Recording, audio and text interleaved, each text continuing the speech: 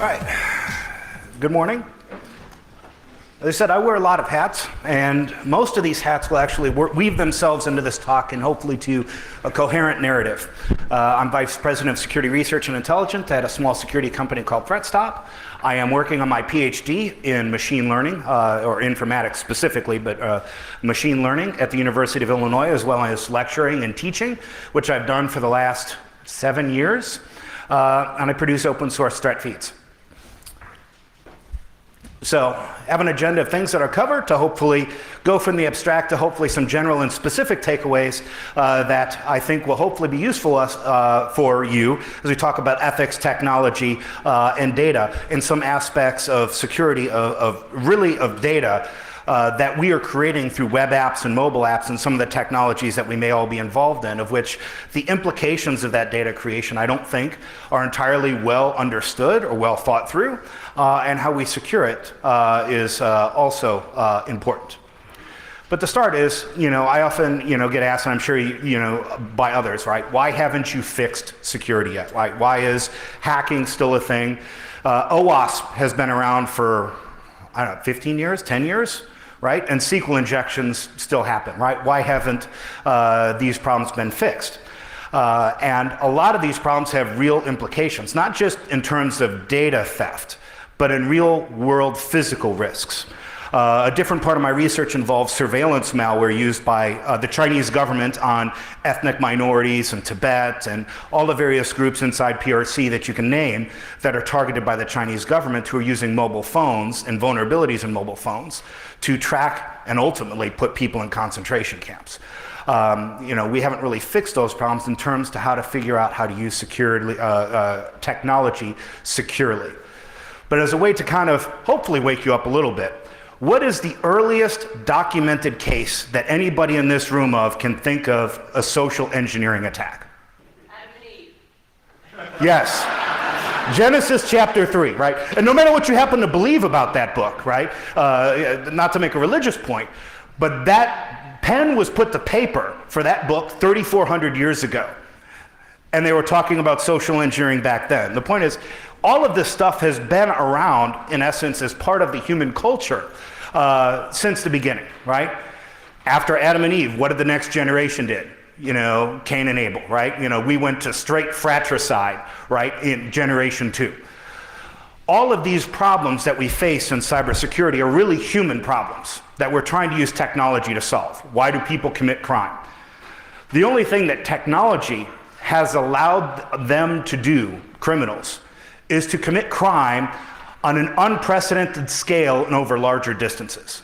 People have been doing credit card and check fraud ever since there were credit cards and checks.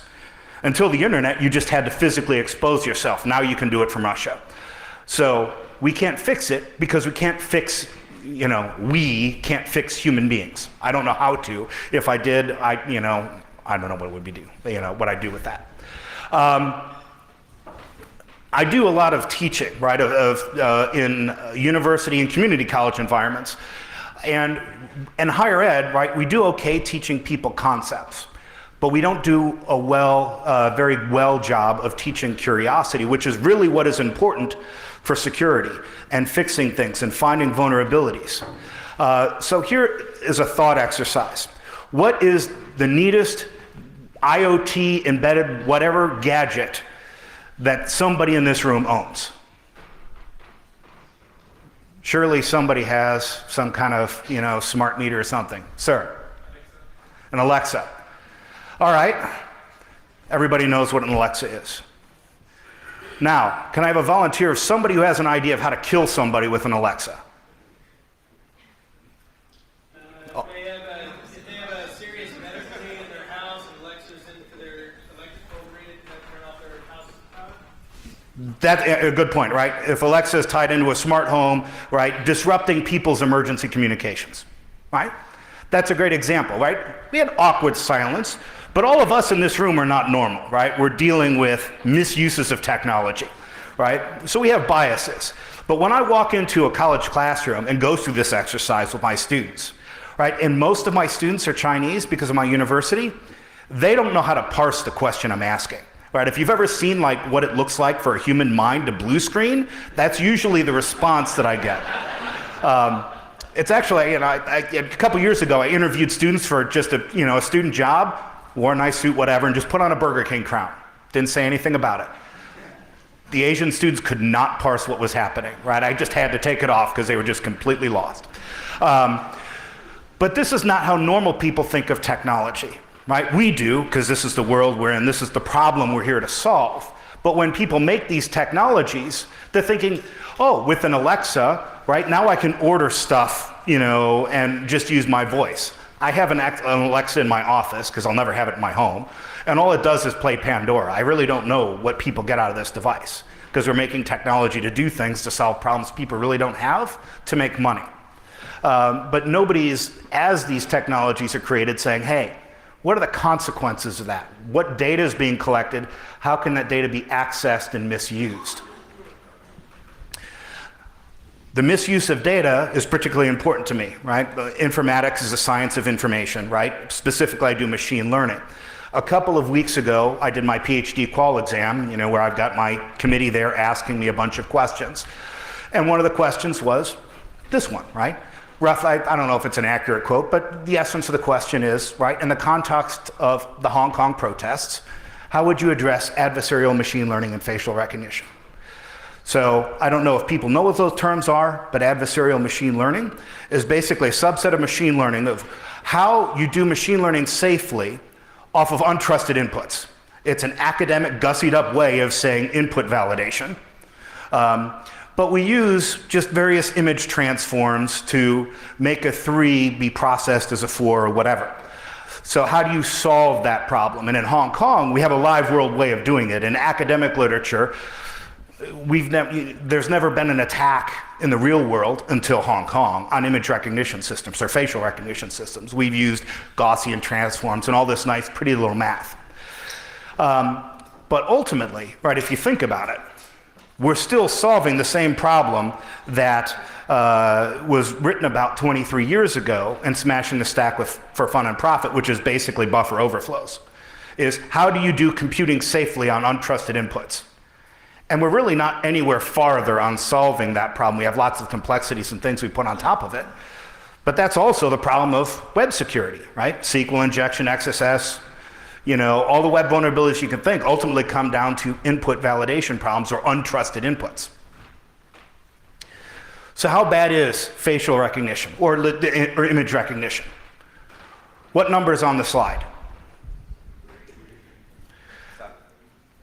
No, it actually is 3. We're not there yet. Soon. Decaf, slow down.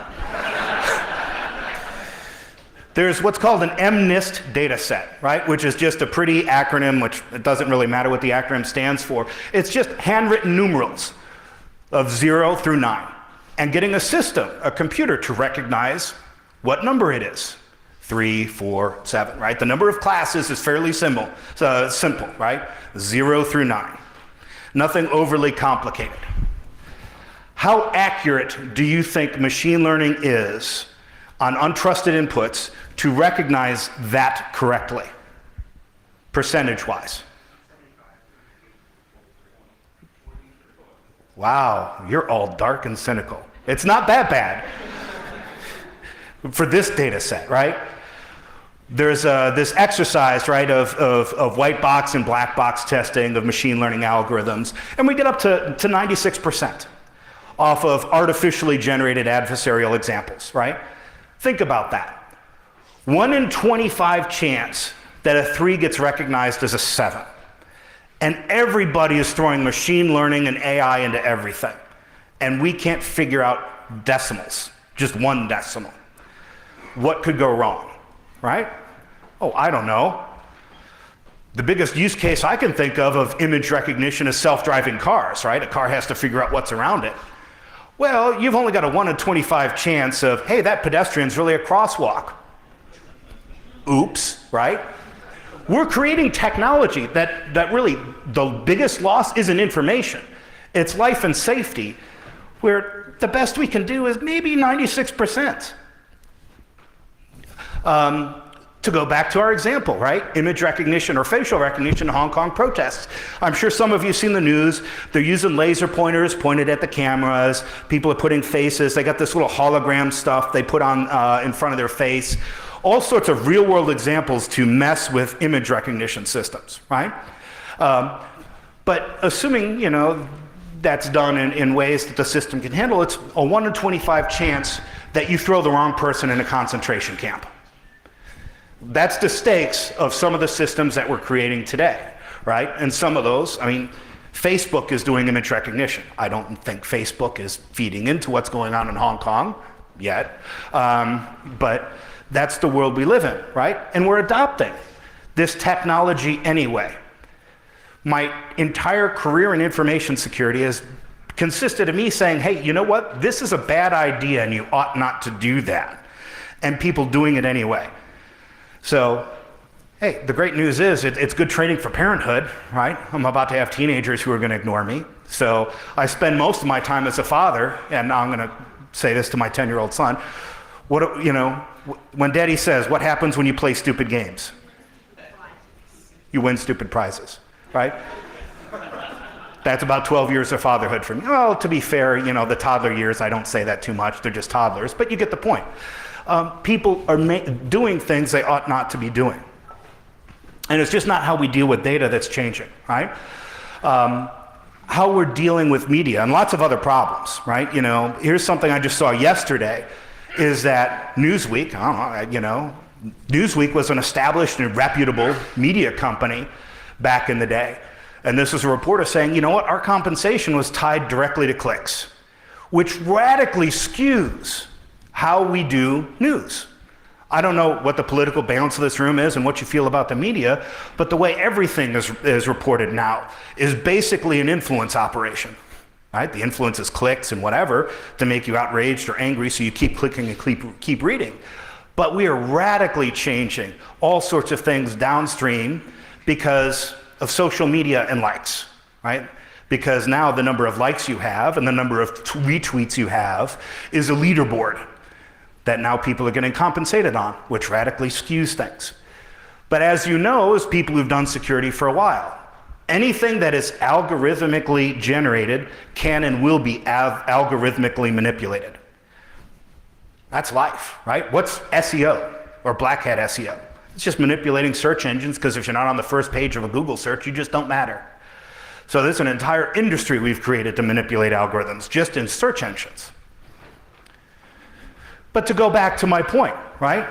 What would you do in the context of the Hong Kong protests to fix the machine learning and facial recognition?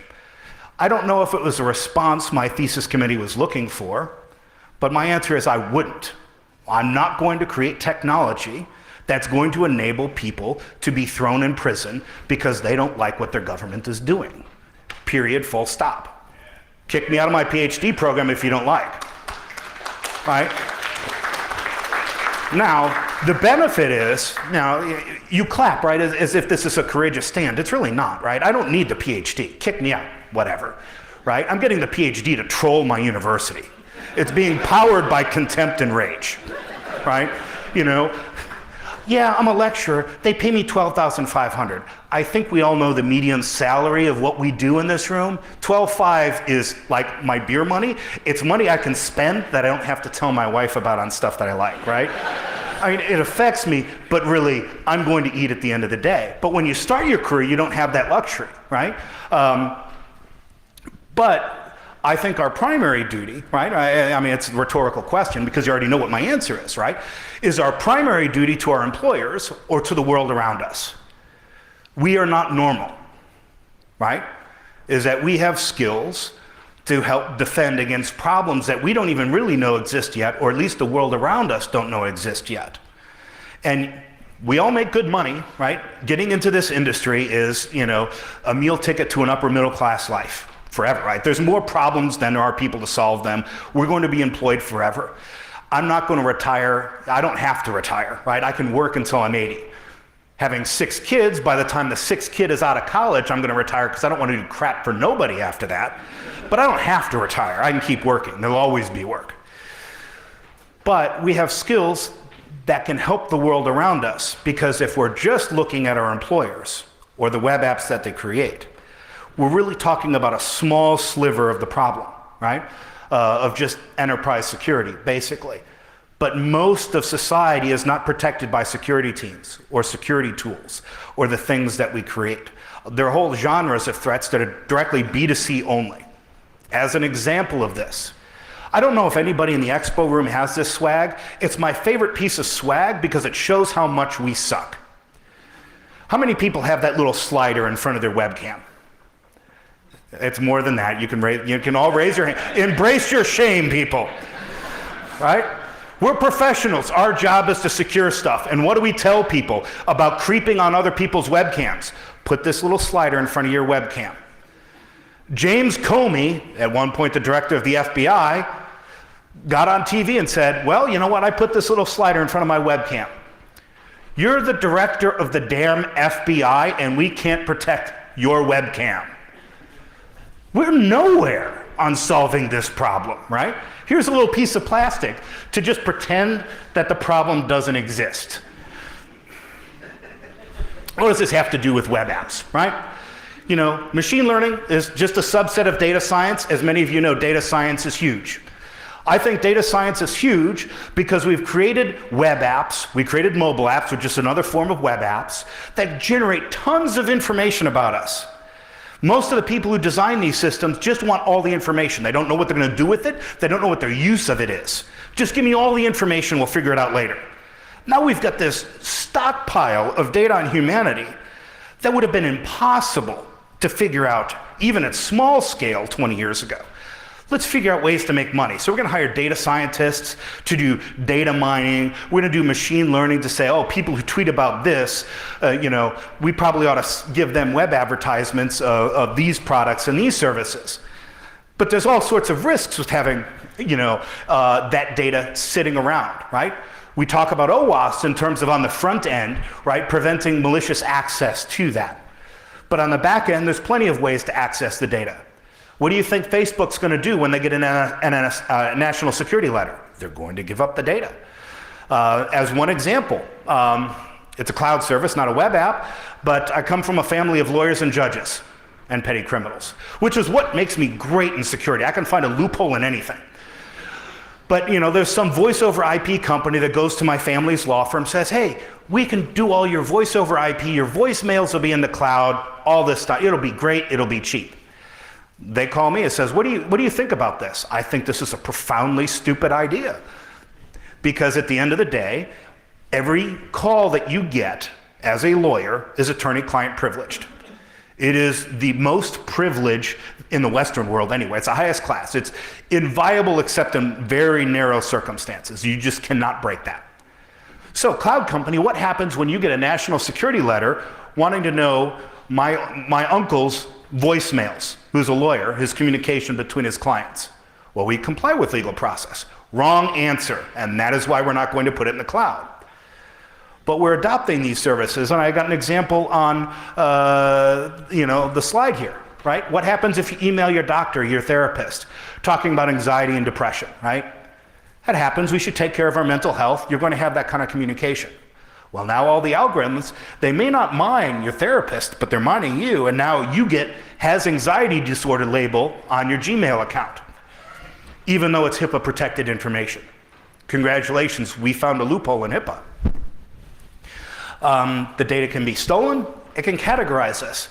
People have been talking about China's social credit score. If you behave in ways that the Chinese government doesn't like, well, all of a sudden you don't get to ride on trains and fly on planes anymore. Okay, well, that wouldn't ever happen here, except, well, it does because, hey, do you want a 20% discount on your auto insurance? Install this app on your phone that pays attention to where you drive and how fast you drive. And all that information is now available. right? Insurance companies like the social credit score concept because it allows their actuaries to give discounts to good people and not discounts to people that they don't like. But it also allows for some interesting, avenues of trolling. One of my favorite hobbies in the world is harassing politicians. I don't harass any of them, right? In order for this to happen, they have to deserve it in some way, right? They're just bad people. And 8 years ago, had a conversation with a state rep, right? It was redistricting. He promised to move into his new district. His wife didn't want to move, so he didn't. So he decided to transfer his voter registration to a hotel room. I don't know why that made sense to him, because the way they do it in Chicago, I also grew up in the Chicago suburbs from a political family. I know Chicago politics because I lived it for 20 years, right? How they do it in Chicago is you just rent some apartment somewhere. You're getting a $70,000 a year salary. You get a $300 a month flop house. In order to figure out if you're actually there, you got to put a guy in the room watching. Well, this clown with a functional IQ of 40 does a hotel room, which is patent BS to begin with. Then the conversation goes something like this. Representative, did you think about what you did before you did it? What are you talking about? That hotel room, when you got it, does it have a little remote key card? Well, yeah. So you put it to the door to open it up? Yeah. Well, that means instead of having to monitor the door, I just send a legal request to the hotel operator. How many times did your key open that door? Representative, is that number 0? Yeah. Congratulations, there's your first felony. That hotel operator also runs nursing homes that get state funding. Yeah, that means you got a free hotel room from a state vendor? That's your second and third felony.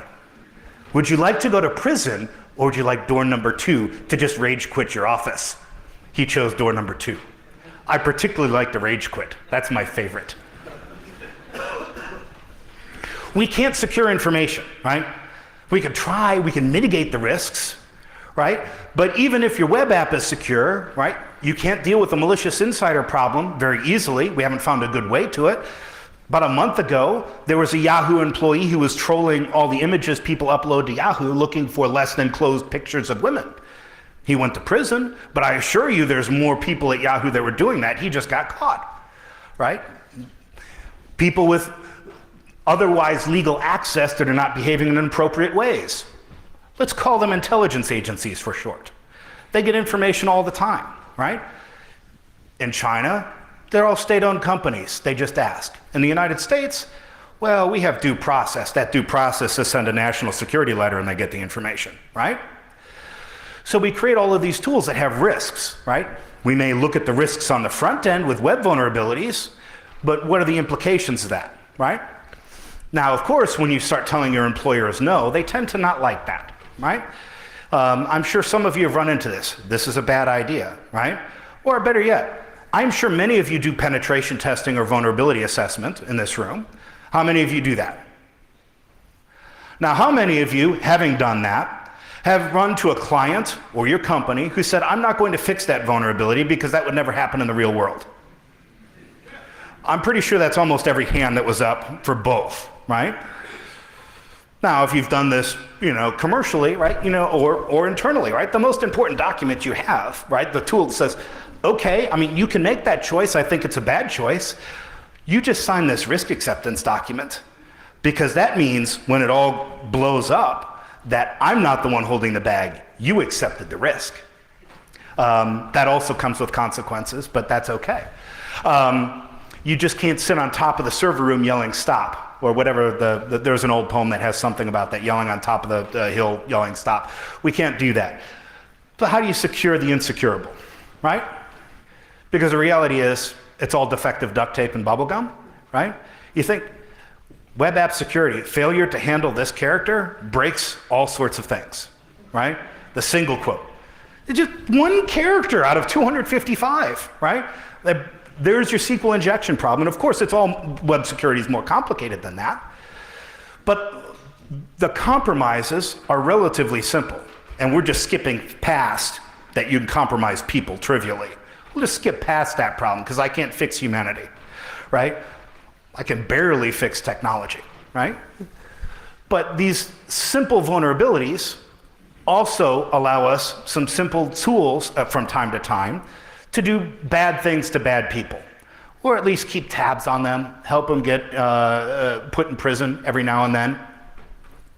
As an example, in 2016, right, the Russians hacked the DNC, the Russians hacked the Democratic Congressional Campaign Committee. They didn't know what to do with the data they had, so, hey, I got an idea. Let's get on Twitter. And created this account, Guccifer 2.0. The reason that we know the 3 individuals who are associated with that account with the Russian GRU is because one time they were obviously not doing this from the home office. They went to a coffee shop or wherever off-site, and one time the VPN wasn't down. I'm sure many of you have personal VPNs. These things fail silently, and now all of a sudden your IP address is exposed. Oops. It was Russian intelligence. You think they know better, but they're using tools that happen to fail quietly. And now we know who they are, and they're under indictment, but it's not like they're ever going to come to the US anyway, right? They made a relatively simple mistake that allowed us to enumerate them. There's lots of interesting other use cases, right? I love Bitcoin, right? One of my hobby projects is tracking neo-Nazi fundraising. The reason I love Bitcoin is because it allows me to follow financial transactions without bribing bankers, right? Intelligence isn't my job title, it is what I do. Because Bitcoin is anonymous, right? You got the alphanumeric strings, this is your wallet, right? But all the transactions are public, because how do you know that money has changed hands when there isn't a central authority? Well, all the nodes have to see it, and if they have consensus, then the transaction happened. It has to be public by design. Okay, there is so-called perfect use of Bitcoin, but perfect use of Bitcoin is unusable. People want to transact money, which means they've got to let people know who their wallet is, which means anonymity breaks, right? Privacy is not even part of the use case. If you openly ask for donations, then it's obvious who you are. Right? Daily Stormer is not exactly a wholesome individual, right? You know, when I say neo-Nazis, this guy has swastikas on his website, right? This is not, hey, he's conservative. I mean, straight up hates the Jews, all the way down, no ambiguity. His Bitcoin wallet's on his website. All I got to do is go to an API, and now I say every time that he raises money, he only got $4 since the last transaction, but he's raised, depending on the value of Bitcoin, about $500,000, maybe a little bit more. And by the way, as just a random aside, most of the mass shootings in the United States and the unfortunate one in the Christchurch Mosque in Christchurch in New Zealand are tied to his organization, right? So fairly interesting individual, but he operates openly enough to where I can track his money and he has real wealth. You can also do things like surveil miscreants. Almost everything uses DNS. I don't want to say DNS is life, but as far as the internet is concerned, it is, right? Without DNS, there is no internet. And almost everything uses it. So if attackers want to reach victims or vice versa, they can't really play games with DNS, right? Their host names need to resolve, which means I can go figure out where they're resolving to and track all of their infrastructure, at least their proxies in the first layer of their network, which means I can also put those IP addresses into firewalls. Nobody really thinks about firewalls, right? This device, oh, I got a firewall, I plug it into the network. I allow port 80 and port 443. You can also use that to just block known bad stuff, right? And you don't have to worry about that. We'll come to that point in a little bit. There are some caveats about deception and attackers lie that you can handle. You know, it also, this kind of surveillance has enabled a predatory business model where they register malicious domain names and then see an IP address from a company connect to it, and then they get a call from a sales associate. Hey, you got breached. I got the evidence right here. Here's my invoice to help you clean it up. You know, so we're also enabling bad vendor tactics, but such is humanity. But it's easy to do is the point, is that often in security, we create the complicated solutions first and skip past the simple ones, which means we're awfully inefficient in what we do, right? Limited amount of time, budget, and people, right? Start with the simple, block as much as you can and go from there, because big enterprises have big budgets. I'm going to guess most of the people in this room are associated with small and medium business. And you're not going to be able to, I mean, you'll get Splunk, you might get a security tool, but you're not going to put a bunch of FireEye boxes in and a bunch of Palo Alto this and a bunch of this because you just don't have the budget for it. We create our security tools for enterprises, and we hope that the people in small to medium business do what they can, right? There aren't that many companies out there for that market. So I took that method, right, using this one little line, which is the guts of a bunch of shell scripts, to say, I've got a bunch of malicious domains, about 900,000, whitelisting, clean it up. I'm running this little shell script to just turn those into IP addresses and turn it into a business, right? Not that I'm trying to sell it, but the point is sometimes some of our security problems can be solved greatly, not completely, by simple things, right? Like using parallel and asynchronous DNS queries, right? It's not hard. Somebody just has to do it. And sometimes, like I said, we overcomplicate things.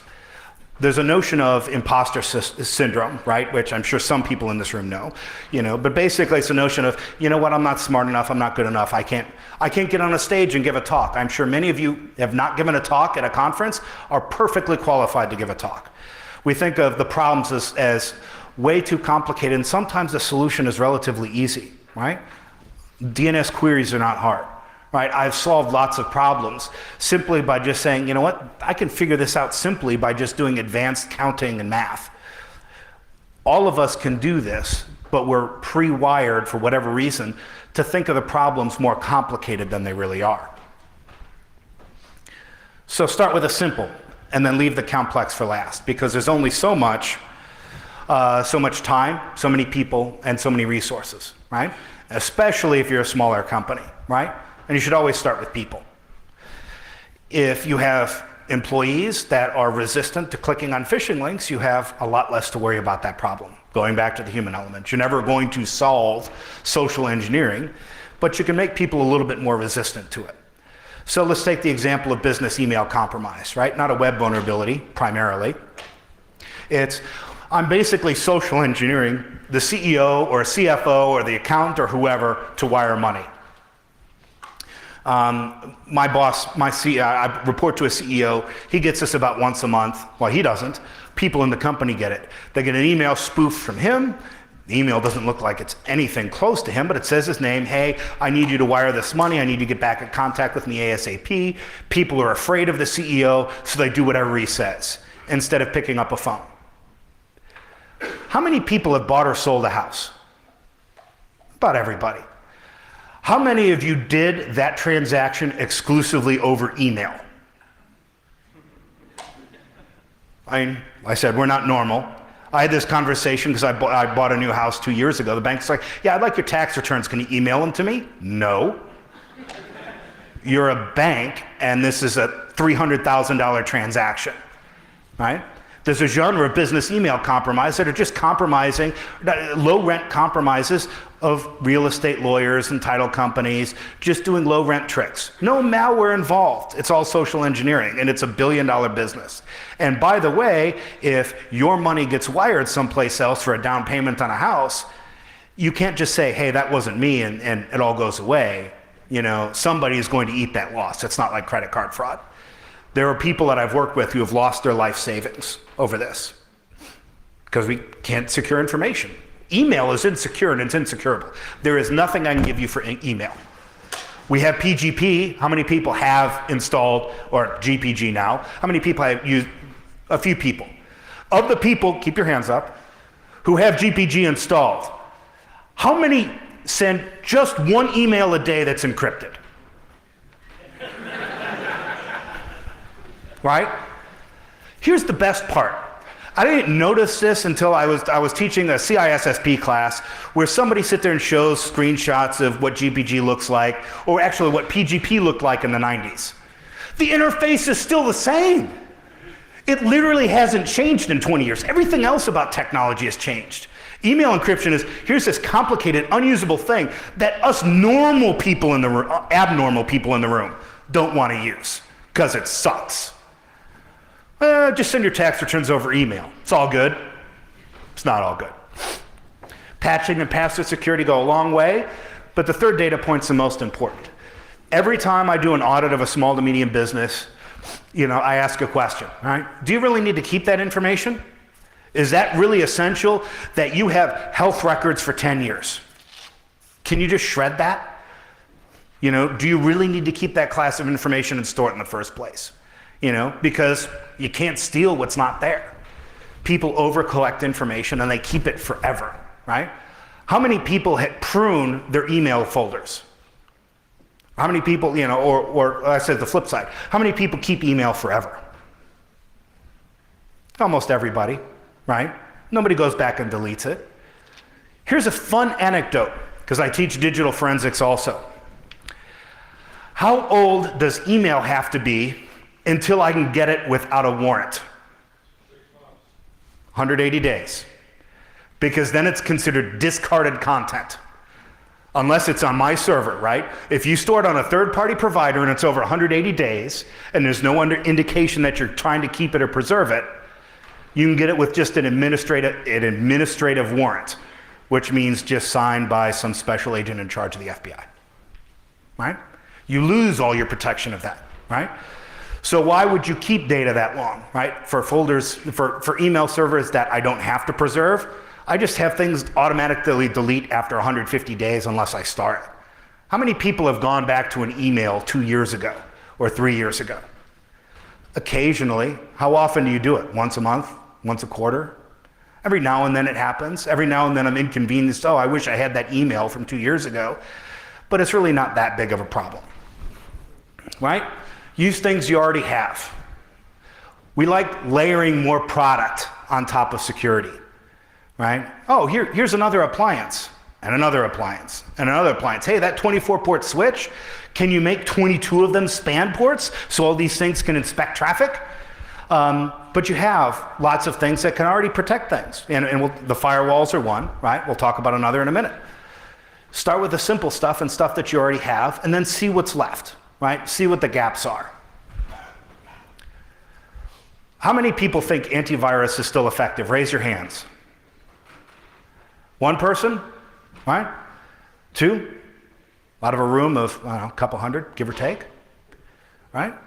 How many people would say, don't install antivirus as a security control, just say skip it, don't ever install it? Nobody would do that. Why is this product still a thing? We professionals don't have much love for it, right? Gartner says AV is dead. Why is it still here? Any idea? And I ask a room full of cynics this question, and you just reinforce my low faith in humanity. You glorious, glorious people. All of that is true, but it's not the point I'm trying to make. We still have it because it still blocks 70% of nonsense, 80%. I don't know what the percentage is. It's going down, surely. There's ways around it, yes. But it just blocks things and it just makes it go away, right? Hopefully it's blocking Dark Comet, which is still a thing 12 years later or whenever it's made. But things are just blocked and you don't have to worry about it, right? And focusing on things like that. It's simple, it's easy, it's cheap. It blocks some percentage of the threat landscape, right? Because it's often, like I said, it's not sometimes simple things get you. So I ran for office in 2012. Right? Actually, I'm starting to run for Congress now, but that's another story altogether. This happened what day is today? I think this happened Tuesday, Monday? I don't know, the days blend together, whatever. Happened recently, right? Ran for office in 2012. At one point, I set up a test WordPress site. We're doing a redesign, whatever. Forgot about it.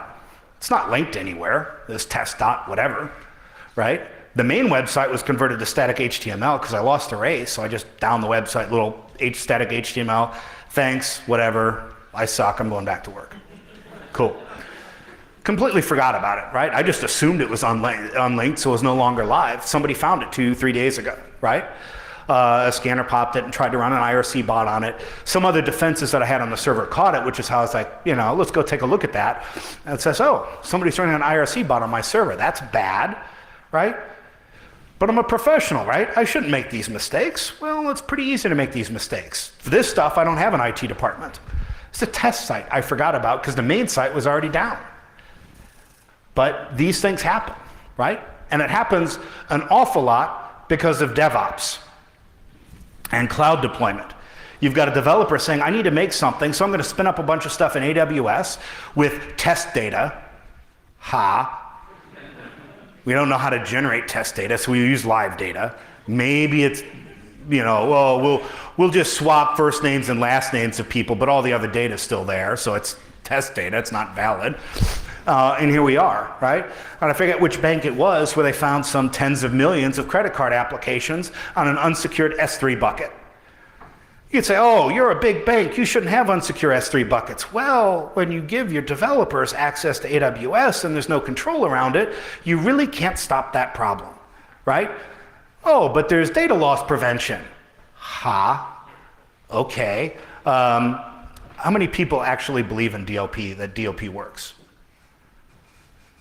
You're professionals, a couple of people? You have way too much hope, sir. Give me time, I will break you. It's not that it can't be broken, but it can help. Yeah, it's a Band-Aid on a bullet wound. I guess it makes you feel better. No, not really. Does brown liquor help you feel better? Does brown liquor help you feel better? Let me play you the song of my people. So, as an anecdote of simple things that could work, right? How does DNS work? All of you are familiar with DNS, right? You've got your root servers, you've got your top-level domains, you've got the authoritative name servers, and you've got your resolver that's mitigating all of that and trying to figure out, how do I get to www.google.com? Because computers don't understand names, they only understand ones and zeros. Well, if you control the resolver, you control everything, right? And everybody has a resolver. How many of your workplaces how many of you work in workplaces that do not have your own DNS resolver? Right, essentially nobody, unless you work in a company of 5 people and then you use your ISP's resolver, and you shouldn't do that because your ISP probably wants your data. And you might be tempted to go to Quad 8s, but you shouldn't because Google wants your data. But you can block lots of stuff in DNS, right? There's response policy zones. It's built into DNS. You don't have to install anything, it's already there. All you have to do is tell it what to block, right? So instead of going to badsite.com, they get something else. Either it doesn't resolve, it goes to a security awareness page, whatever you want, because everything that's bad on the internet often starts with DNS. How do you secure these IoT devices? Does anyone work in a medical environment here? Nobody. All right, that's fair, right? There are tons of devices we're putting on networks that we cannot modify. Regulatorily speaking, you cannot modify an MRI machine. That includes putting AV on it, endpoint, CrowdStrike, whatever you want to put, you can't do it. When a patch comes out, that's all sorts of problems with the FDA and recertification, right? We've got devices that we can't modify. IoT devices, that's basically a computer without an interface. Full built-out operating system, you can do anything you want on an IoT teddy bear, because what humanity really needs is a teddy bear connected to the internet. But it's there, it's communicating and has full operating system, and you can't protect it. But that teddy bear uses DNS, which provides you something, right? You can detect on host names, IP addresses, the authoritative name server host name and IP address, right? You could turn it next domain. You could log the query and let it happen. Many of you work in large organizations that are allergic to blocking things because, there could be a false positive. Okay, well then you could log it, and at least the SOC knows somebody queried something bad and do a response to it. You can move things to a walled garden that says, hey, you clicked on a link in email. That was phishing, and this is why you shouldn't do that. The reason that is important is that everything we know about security awareness training and the indicators that we give people of the padlocks and the warning messages of this site's not secure, the academic literature says all of that crap doesn't work. Effectiveness near zero. The only thing that does work is real-time feedback. That they did something and immediately they got feedback, you shouldn't have done this, and that's why. You can do that in DNS, right? In fact, there's a couple of companies that exist. Their entire business model is to send phishing attacks to their clients. And when people click on links, they get awareness training. This was your security vendor, Fish Labs or whoever. We tried to phish you and we succeeded. This is what you should look for. Don't do that again. That is very effective. Not very effective. More than zero. Statistically significant effectiveness, right? You can do similar with firewalls. You've got these devices in your environment. How many of you work for companies that don't have a firewall? Everybody's got a firewall. And these things have access control lists. Let's say you're a financial institution, right? There's an OFAC list of sanctioned countries thou shalt not do business with. They have entire net blocks you can go put in your firewalls. Go block Eastern Europe, right?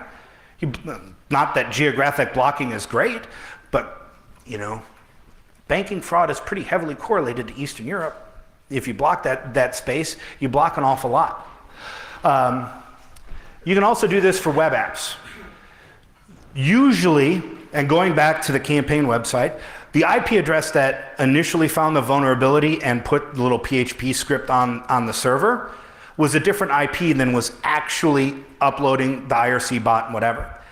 The automated tools the adversary uses, and most of the exploitation of web apps start with automated scanning, come from infrastructure that's well known, right? They scan everything, they hit honeypots. All right, there's companies that will sell you honeypot data. Great, woohoo. Tell you what, set up your own honeypots, you get all sorts of intelligence, you can block those IP addresses, because nothing should ever talk to a honeypot. That's not terribly exciting. But if they don't know you're vulnerable in the first place, then they don't come back. It's not 100%, right? 80%, whatever. It goes away because the automated tools won't catch you, so that people won't come back to do the interactive stuff. Now, if you're specifically targeted, they're going to go to your website and figure it out. But the scale of the vulnerable space of society is too large even for the attackers, right? They have just as much of a scale problem as we do, right? So we can use that to our advantage, right? It's not 100%. Nothing's 100%. Got an unlimited budget? I could probably get you to 5 nines, right? Anybody who says they offer you 100% security is full of crap. Don't buy their stuff, because they're probably just running a Perl one-liner and and selling you snake oil, but you know that. But if you can get 90% for cheap, right? That's why AV is relevant. You spend $50 a year, it blocks stuff. It blocks stupid stuff that you don't have to deal with, because your users every now and then are going to click on stupid stuff, right? You're going to find minor mistakes. Everybody in here has probably developed a web app, and there was a stupid mistake that got missed. And so hopefully your automated scanner found it, or your red team found it, or maybe the attacker found it. This is all too complicated and way too easy to make a mistake. But if you can at least limit the threat landscape by 90%, hey, that's something. And that might be the one that saves you. How many people have heard that in 2016, election authorities got compromised? Right? I live in the state where that happened, state of Illinois. We had an online voter registration system, right? So people could say, oh, I want to register to vote. Normally you can do that for the DMV or whatever. They created an online system because, I don't know, it made sense. Now we have universal voter registration, so it's all kind of deprecated, but online website, right? They found a SQL injection vulnerability because something was scanning the entire internet and found it. The way the Illinois State Board of Elections noticed they had a problem is that their web servers were being knocked down under high load, and they took a look and found that somebody was basically brute forcing the tables to find information. It was not nearly as targeted as an attack as people think. I actually disagree with the FBI. I think it was a conventional cyber criminal that was doing it, not Russian intelligence. That person may have been flipping information to Russian intelligence because, they do like their tribute every now and then. Either you got to cut them in on your profits, or you cut them in on information and you get your 6 months harassment-free card, right? But that would have been prevented just by the 7 IP addresses they publish. 6 we knew about were just scan the internet machines for years. If those would have been blocked, that compromise never would have happened. So you can focus your spend on things that matter, where your gaps really are, or the security vacation club, right? You go to conferences, DEF CON, Black Hat. Don't go to Black Hat. Don't go to RSA. Well, I guess Derby is not a thing anymore. Go to Shmoo. Shmoo in DC is good, right? And less products. But I mentioned earlier, right? What about the unprotected? The amount of the internet landscape that's actually in an enterprise environment is relatively small. Most of the internet is just people.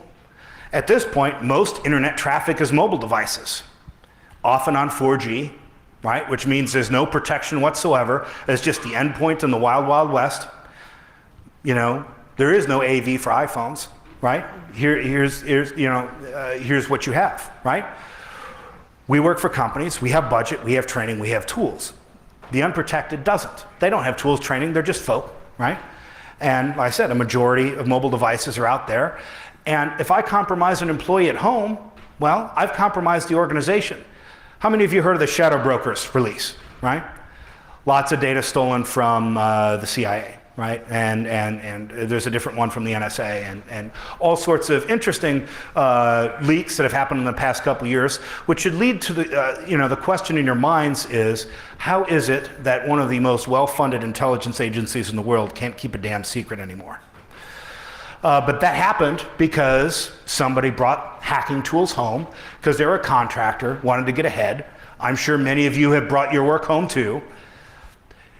He turned off his AV because he wanted to, for whatever reason, get a cracked version of Microsoft Office. Because he didn't, I imagine what his salary was. I don't know why $100 would make or break him, but he installed a cracked version of Office. And he had to turn off his AV because AV was deleting his cracked version of Office. Could have put in a directory exception, whatever, didn't do that. Realized he got all the malware because he didn't have AV anymore. So, bought Kaspersky. Kaspersky's good antivirus. Kind of by a Russian company. But it's good AV, it's solid tech. Kaspersky found all the malware, and coincidentally, the hacking tools that he was working on because, well, guess what? Those are hacking tools. That AV should detect that. And all these things, ship it all back. Congratulations. The Russians now have the CIA and NSA's tools, which created a great geopolitical shit show between the United States and Russia over Kaspersky and leaking these tools, all sorts of fun. But the matter is, even intelligence agencies, you had a contractor bring stuff he really should have brought home because it was highly classified, but did anyway and got compromised at home because it was outside of the enclave, right? If I can compromise intelligence agencies, the most well-funded intelligence agency in the world, over this problem, right? This is where the problem really needs to be solved. You're not normal, right? All the other normal people, they don't know how to protect themselves, right? You know, what normal people do is, I don't know if anybody has a VCR anymore, but I'm sure you have friends or family who couldn't figure out how to set the time on a VCR or a DVD player because it's still blinking 12 o'clock, right? We've got to solve the problem for them because we may be able to solve the problem in terms of the front end of our web interfaces. But our duty to broader society is help protect the ones around us, right? We have all sorts of physical threats that are being emerged. 10 years ago, the information security threat was information. You'd lose credit cards, you'd lose state secrets, you'd lose whatever. Now we're inventing actual physical crimes or things that with a physical nexus, right? Romance scams, cyberbullying, all this stuff, which leads to body counts. I don't know how many people have killed themselves over cyberbullying, but that number is not zero. Right? And that is enabled by technology that we are in part helping to create. If I steal user credentials for an online bank and transfer money, you know, are we going to make the victim eat that loss? You know, in some cases we do, in business email compromise and real estate fraud. So with great leapness comes great responsibility. We have all sorts of ability, right? We are trained professionals. If we're not really protecting our employers, one, but society generally, until we start doing something about those unprotected. There are resources for that. There's Stop, Think, Connect. You know, you can have a session to protect consumers, go meet with your Chamber of Commerce or a church group or a PTA or whatever and say, hey, you're having a problem with this. Here's something you can do for cheap or free, because we have that knowledge and there's nobody out there doing it. We could say, why isn't the government doing X? Or one example, why isn't the FBI prosecuting more cyber criminals? Because we would have to grow the FBI to an insane proportion to deal with the amount of crime. One. And that's skipping past how hard it is to get international cooperation in law enforcement, because crime can travel across borders, and law enforcement jurisdiction doesn't, right? You could look at the Global Cyber Alliance. They have a toolkit to protect elections and SMBs. How many of you are concerned about election security? Everybody is. But the problem landscape for them is much the same as what you deal in your own organizations. The Illinois State Board of Elections had a SQL vulnerability. I'm less worried about the state election authorities because elections are governed and the votes are counted locally. I have counties in my state that have sub 10,000 population. They're never going to have resources to stand up to the Russians or the Iranians or the Chinese or anybody else that was inspired to muck around in our elections since 2016. It means the only thing that they can do is rely on somebody like me driving down to help them and say, hey, let's go look at your website. Let's go run a quick pen test. Let's go put you behind Cloudflare so at least you have, in effect, some kind of a WAF. At home, that's how I protect myself, right? You help people to do it at home. I've got 2 Raspberry Pis, one running a Pi-hole, one running ThreatStop, which, that would cost them money for normal people, but just give people Pi-holes and just start blocking things in DNS, which, oh, by the way, starts blocking things from kids who like visiting games and places on the internet they ought not to because kids click everything, right? It's 2 Raspberry Pis, it's about $100, $120. And I could block millions of domain names with it, right? It works. It's relatively simple. I had to tweak it a little bit, but by and large, I travel a lot. If there's any problem with the internet, I'll hear about it, and I've got to fix it for whatever. So yeah, I could create a whitelist in GitHub. The reality is, I get to have fun with my kids every now and then. Yes, Gabe, I do know what websites you're going to. Not sorry at all. InfoSec will never be solved. We can't, it is, I don't want to say it's an unsolvable problem, but we can't solve humanity, right? I can't sanctify mankind. I'm not sure mankind would like it if it were my brand of sanctification. We are making society less secure by adopting technology that we ought not to adopt, but we can't say no. We overcomplicate protection. Start simple, go from there. But also, we've got to work and protect the unprotected. Right? Spend some measure of time, sometimes pro bono, protecting things around us that matter. We all have skill sets that could solve some problem somebody in society is having, right? So I say, we make a good salary, providing for our families is all fine and good. We need to expand the sphere of beneficence, and obviously the actual risks are no longer just information, right? There are physical and real world risks. Any questions? I know it's not 10 a.m. quite yet, but you don't have to let me off easy. It is? I am bang on. Best speaker ever.